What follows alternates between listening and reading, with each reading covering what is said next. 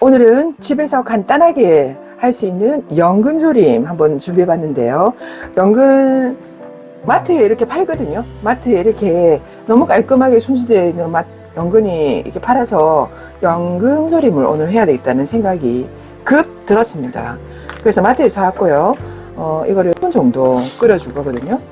웍에다가 물을 붓고 적당한 양의 물을 붓고 씻어 넣지 말고 그대로 넣어도 됩니다. 어차피 씻을 거니까요. 자, 이렇게 해서 10분간 끓는 물에 연근의 아린맛과 쓴맛을 제거하기 위해서 이렇게 10분간 끓여주도록 하겠습니다. 끓였습니다. 이때 가스 불을 끄고, 자, 이 차에다가 이렇게 일단 다 건져 넣을게요. 그래서 이 간장 넣고 졸이면 요리 끝이거든요. 이렇게 간단한 연근조림 여러분도 한번 맛있게 한번 해 드시는 건 어떨까요?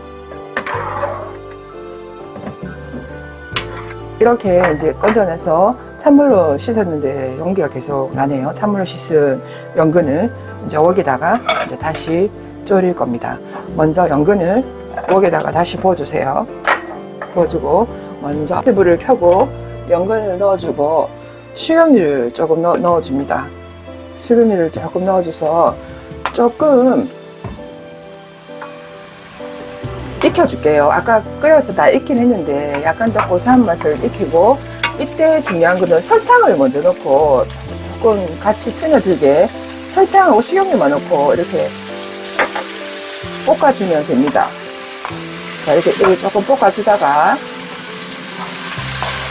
설탕에 약간 단맛이 스며들면 맛이 되게 좋아요. 자, 여기서 간장 적당히, 이 양에 비하면 적당히 이렇게 간장을 둘러줘요. 계속 넣어주세요. 자, 이 정도 하면 될 것 같아요. 빛깔이. 간장을 넣고, 그 다음 중요한 올리고당을 넣어주세요. 올리고당도 여러분들이 간을 보고 정량 없습니다. 대충 넣어주세요. 이렇게도 맛은 배신을 안 합니다.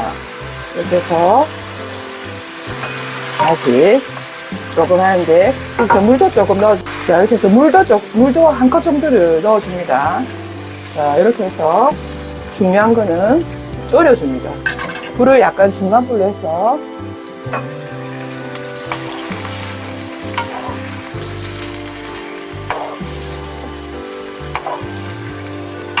물이 짤박해질 때까지 계속 이제 조금 더 중간 불에 한 10분 정도를 졸여줄게요.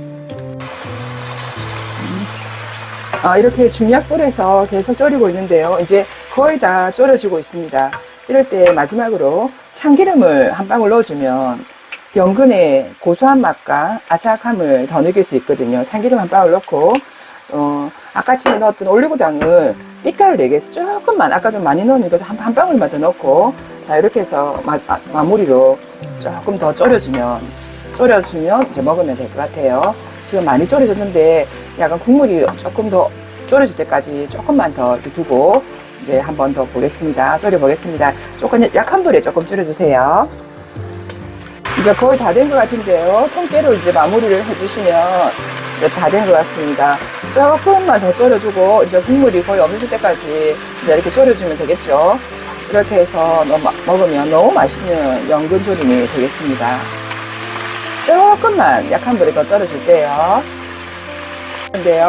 자, 이렇게 해서 약한 불입니다. 약한 불에 조금만 더 졸여주면 맛있는 단짠 연근조림이 밥도둑이 되겠죠.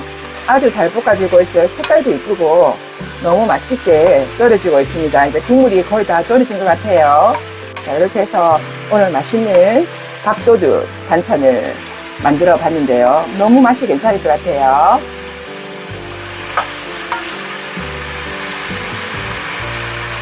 이렇게 그릇에 담아봤는데요. 제가 항상 마무리는 통깨로 마무리를 하면 아주 맛있는 음식이 되겠죠.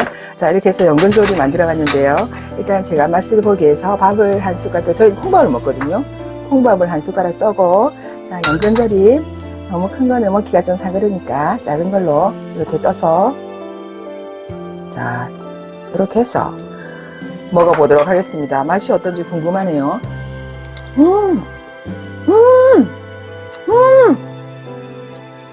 짠. 연근조림의 아삭함과 간장의 짠맛과 단맛이, 올리고당의 단맛이 너무너무 맛있습니다. 이렇게 해서 간단하게 연근조림 만들어봤습니다. 오늘의 요리 간단 요리인데요. 여러분들도 한번 만들어 맛있게 드셔보시면 어떨까요? 오늘의 초간단 요리 연근조림. 제가 입에 밥이 있어가지고 연근조림 요리 끝!